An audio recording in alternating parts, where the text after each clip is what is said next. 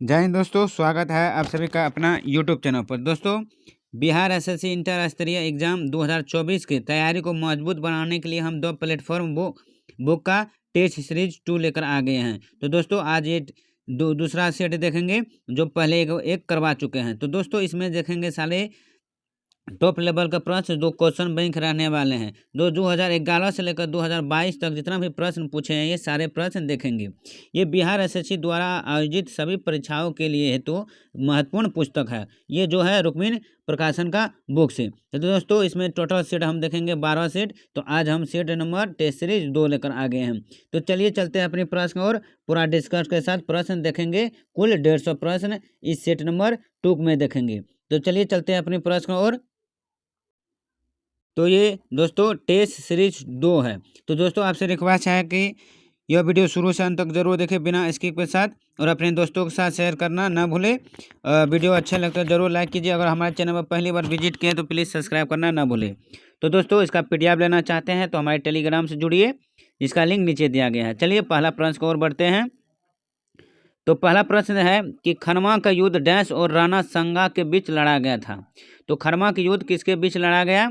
तो वो बाबर के बीच लड़ा गया। किसके बीच? बाबर और राणा संगा के बीच लड़ा गया था। तो दोस्तों, ये खनवा का युद्ध कब हुआ? तो ये जो खनवा का जो युद्ध हुआ दोस्तों, वो 17 मार्च, कब? 17 मार्च 1527 को हुआ था। तो 17 मार्च 1527 का जो ये खनवा का युद्ध हुआ था, जिसमें बाबर क्या हुआ? जीत हुआ और राणा संगा हार गया। तो दोस्तों, यही युद्ध से, खनवा युद्ध से ही मुगल वंश का स्थिरता प्रदान किया गया था। किसका? मुगल वंश का। तो दोस्तों, बाबर से प्रश्न बनते हैं तो उसे हम देखते हैं। बाबर से जो प्रश्न बन रहे हैं, तो बाबर कुल कितना युद्ध लड़ा? तो 4 युद्ध लड़ा। कितना युद्ध लड़ा? क्या युद्ध? तो 4। कौन कौन सब? तो चलिए देखते हैं। तो पहला जो युद्ध हुआ दोस्तों, वो हुआ था पानीपत का प्रथम युद्ध। तो पानीपत का प्रथम युद्ध कब हुआ? तो पानीपत का जो प्रथम युद्ध हुआ 21 अप्रैल 1526 का। 21 अप्रैल 1526 को कौन? पानीपत का प्रथम युद्ध। और दूसरा युद्ध जो हुआ, वो दूसरा युद्ध कौन हुआ? तो खनवा का युद्ध कब हुआ? 17 मार्च 1527 को हुआ। 17 मार्च 1527 का। और तीसरा युद्ध जो लड़ा, वो जो लड़ा दोस्तों, एक मिनट, हाँ, तीसरा युद्ध जो हुआ दोस्तों, वो हुआ 29 जनवरी 1528 को। कब? 29 जनवरी 1528 को तीसरा युद्ध हुआ। और चौथा जो युद्ध हुआ, वो हुआ 6 मई 1529 को। 6 मई 1529 को जो ये चौथा युद्ध लड़ा गया था। तो कुल कितना युद्ध लड़ा बाबर ने? तो 4 युद्ध लड़ा। तो याद रखिएगा। चलिए चलते हैं अपनी दूसरी प्रश्न की ओर। तो दूसरी प्रश्न है कि औरंगजेब ने डैश की अवधि के दौरान मुगल साम्राज्य पर शासन किया था। तो औरंगजेब ने किस अवधि के दौरान मुगल साम्राज्य पर शासन किया? तो इसका राइट आंसर ऑप्शन सी हो जाएंगे। 1658 से 1707 ईस्वी की अवधि के दौरान मुगल साम्राज्य पर शासन किया था। कौन? औरंगजेब ने। अगली प्रश्न को बढ़ते हैं कि यूएस यानी यूनाइटेड स्टेट का राष्ट्रीय खेल कौन सा है? तो इसका जो सही आंसर हो जाएंगे दोस्तों, ऑप्शन बी हो जाएंगे, बेसबॉल है यूनाइटेड स्टेट का राष्ट्रीय खेल। अगली प्रश्न कि भारतीय संविधान के निम्नलिखित अनुच्छेदों में कौन सा राष्ट्रीय अनुसूचित जाति आयोग से संबंध है? तो ये कौन सा अनुच्छेद है? तो ये जो अनुच्छेद हो जाएंगे अनुच्छेद 338। Option D is right answer. अगली प्रश्न कि भारत की अक्षमिकता निधि का संरक्षक कौन होता है? अक्षमिकता निधि का संरक्षण कौन होता है? तो ये जो होता है दोस्तों, वो कौन होता है? राष्ट्रपति होता है। Option B is right answer. अगली प्रश्न कि भारतीय राष्ट्रीय कांग्रेस का लाहौर अधिवेशन कब आयोजित किया गया था, जहां बैठक में उपस्थित सभी 26 जनवरी को स्वतंत्रता दिवस के रूप में मनाने का संकल्प लिया था? तो कब बैठा था यह बैठक? तो ये जो बैठक बैठा 31 दिसंबर 1929 को। Option B is right answer. अगली प्रश्न कि जिन्होंने भारत में लोगों की योजना तैयार की, तो लोगों की जो योजना तैयार किया वो किसने किया? तो ऑप्शन जो हो जाएंगे दोस्तों, एम एन रॉय ने तैयार किया। Option A is right answer. अगले कि संयुक्त राष्ट्र द्वारा पर्यावरण एवं विकास पर रियो घोषणा को मंजूरी किस वर्ष दी गई थी? तो किस वर्ष दिया गया? तो इसका सही आंसर हो जाएंगे 1992 को। Option A is right answer. अगली प्रश्न यूएन पर्यावरणीय गतिविधियों का समन्वय करने वाला अंतर्राष्ट्रीय संगठन कौन सा है? तो इसका राइट आंसर हो जाएगा ऑप्शन डी, संयुक्त राष्ट्र पर्यावरण कार्यक्रम। अगली प्रश्न को बढ़ते हैं कि भारत के पूर्वी तट में ज़्यादातर किस प्रकार की मिट्टी पाई जाती है? कौन पूर्वी तट में? तो इसका तो सही आंसर हो जाएंगे जलोढ़ मिट्टी पाए जाते हैं। अगली प्रश्न कि बारी दोआब डैश के बीच का क्षेत्र है। तो बारी दोआब किसके बीच का क्षेत्र है? तो इसका राइट आंसर हो जाएंगे व्यास और रवि के बीच के क्षेत्र है। Option B is right answer. अगली कि कोलकाता बंदरगाह किस नदी पर स्थित है? तो कोलकाता बंदरगाह किस नदी पर स्थित है? तो ये हुगली नदी पर स्थित है। Option A is right answer. अगले प्रश्न है कि इनमें से कौन सा भारतीय राज्य शीर्ष 5 वन आच्छादित प्रदेशों में शामिल नहीं है? तो इसका राइट आंसर हो जाएगा ऑप्शन डी, पंजाब राज्य आच्छादित प्रदेशों में शामिल नहीं है। अगले प्रश्न कि सिंधु और गंगा नदी प्रणालियों के बीच जल विभाजन पर कौन सा शहर स्थित है? तो जल विभाजन पर कौन सा शहर स्थित है? तो 14 का राइट आंसर हो जाएंगे अम्बाला पर। Option A is right answer. अगले निम्नलिखित में से कौन सा त्योहार असम में मनाया जाता है? तो असम में कौन सा त्योहार मनाया जाता है? तो रोग कर। Option A C is right answer. अगली कि उस विकल्प का चयन करें जिसका तीसरे पद का स्थान वही संबंध है जो दूसरे पद का पहले पद से है। यानी रेडियो से संबंध कौन है? आवाज़। यानी रेडियो से आवाज़। तो टेलीविजन से क्या हो जाएंगे? तो टेलीविजन से क्या हो जाएंगे? चित्र। Option D is right answer हो जाएंगे। अगली प्रश्न कि ये तो रीजनिंग का प्रश्न है। तो उस विकल्प का चयन करें जो बाकी से अलग है। यानी बाकी से अलग कौन है इसमें? तो ये सोना हो जाएंगे। कलापन, ईट, चिड़िया। तो ये एक चिड़िया है और ये सोना क्या है? एक गोल्ड है। तो दोस्तों ये रीजनिंग का प्रश्न है। हम जीके जीएस का प्रश्न उठाएंगे और इसका करना है तो पीडीएफ पे दिया गया है, उससे आप लोग इससे जाकर मिलाकर बना सकते हैं। चलिए चलते हैं अगली प्रश्न को और। तो अगली प्रश्न है, तो बाकी जो था वो मैथ और रीजनिंग का प्रश्न था। तो चलिए अगली प्रश्न है कि निम्नलिखित में से कौन से विलयन में विद्युत का चालन नहीं होता है? तो विद्युत का चालन किस में नहीं होता है? तो इसका नहीं होता है। तो इसका जो सही आंसर हो जाएंगे दोस्तों 41 का ऑप्शन ए हो जाएंगे, एल्कोहल और ग्लूकोज में नहीं होता है। अगली प्रश्न कि कोई कार किसी समतल सड़क पर त्वरित होकर अपने आरंभिक वेग का 4 गुना वेग प्राप्त कर लेती है। तो इस प्रक्रिया में कार की स्थिरता ऊर्जा क्या हो जाती है? तो इसका जो सही आंसर हो जाएगा ऑप्शन ए, प्रवर्तित नहीं होती है। Option A is right answer. अगली 2n लैम्डा तथा 4 लैम्डा प्रतिरोध को 2 प्रतिरोधकता को किस बैटरी से आयोजित करने पर?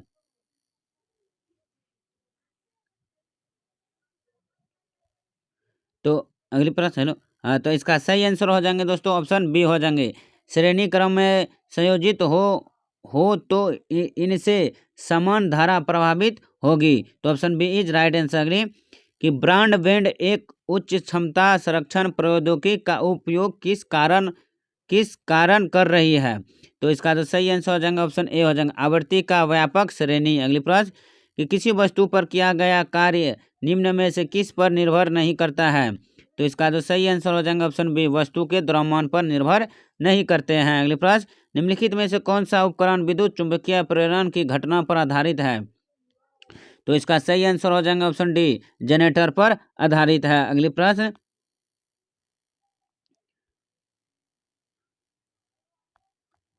प्रश्न है कि निम्नलिखित में से कौन किसी बिंदु स्रोत से उस पर आधारित प्रकाश का समांतर प्रकाश पुंज बना सकता है? तो इसका जो सही आंसर हो जाएंगे 49 का ऑप्शन ए हो जाएंगे, अवतल दर्पण और उत्तल लेंस दोनों ही। अगली प्रश्न कि 0.23 ग्राम सोडियम को जल से अभिकृत करने पर मुक्त हाइड्रोजन का आयतन होगा। तो कितना हो जाएंगे? तो इसका राइट आंसर हो जाएगा ऑप्शन बी, 112 मिली। कौन सी मिट्टी हिमालय के 3 महत्वपूर्ण नदी प्रणालियों गंगा, सिंधु तथा ब्रह्मपुत्र के मिट्टी जमाव के कारण बनती है? तो इसका सही आंसर हो जाएगा ऑप्शन सी, जलोढ़ मिट्टी। किसके कारण? जलोढ़ मिट्टी। अगली प्रश्न निम्नलिखित में से किस योजना का संबंध वित्त मंत्रालय से नहीं है? तो किस योजना तो इसका सही आंसर हो जाएंगे प्रधानमंत्री कौशल विकास योजना, जो कि ये वित्त मंत्रालय से नहीं संबंध में है। अगली प्रश्न कि भारत के संविधान के निम्नलिखित में से किस अनुच्छेद में संसद के दोनों सदनों की संयुक्त बैठक का प्रावधान किया गया है? तो इसका जो सही आंसर हो जाएंगे दोस्तों अनुच्छेद 108 में। कितना? अनुच्छेद 108 में। भारत में वस्तुएं एवं सेवा कर जीएसटी का सर्वोच्च दर कितनी प्रतिशत है? तो कितनी है? तो इसका सही आंसर हो जाएगा 28% है, ऑप्शन बी।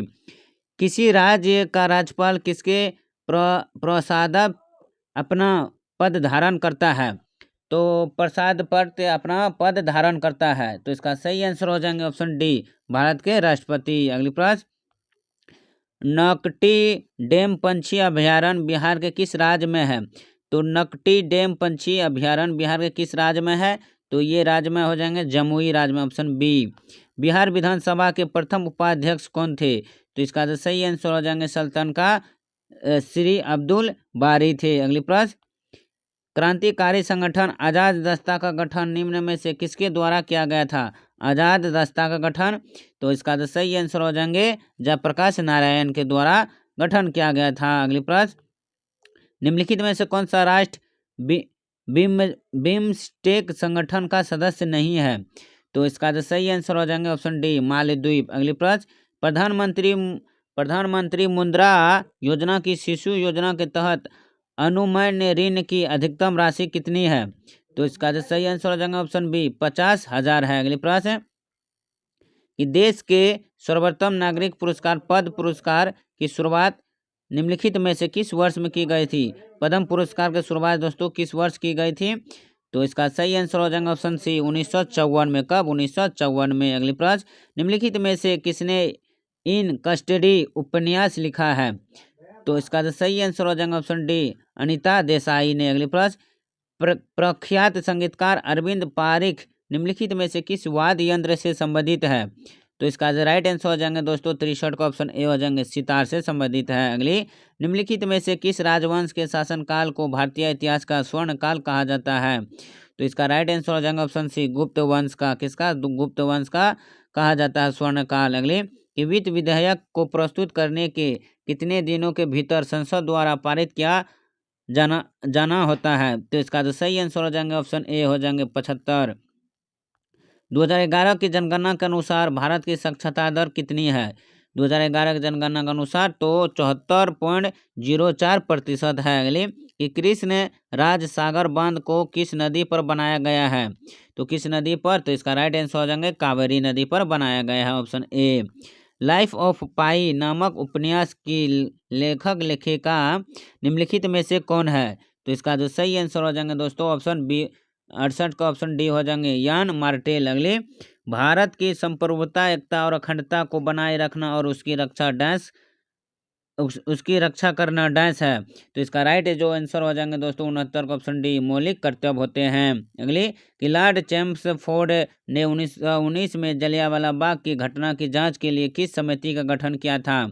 तो इसका राइट आंसर हो जाएंगे ऑप्शन डी, हंटर समिति का गठन किया था। अगली प्रश्न कोना निम्नलिखित में से किस देश की मुद्रा था? तो इसका जो राइट आंसर हो जाएंगे दोस्तों ऑप्शन ए, क्रोएशिया का है। अगली कि लॉर्ड कर्जन द्वारा बंगाल विभाजन के निर्णय का वास्तविक कारण किसे माना जाता है? तो इसका जो राइट आंसर हो जाएंगे दोस्तों 72 का ऑप्शन सी मानेंगे, अंग्रेजों की फूट डालो और राज करो की नीति के पर। अगली प्रश्न इनमें से कौन सा जल डमरू मध्य रूस और संयुक्त राज्य अमेरिका के एक राज्य के बीच स्थित है?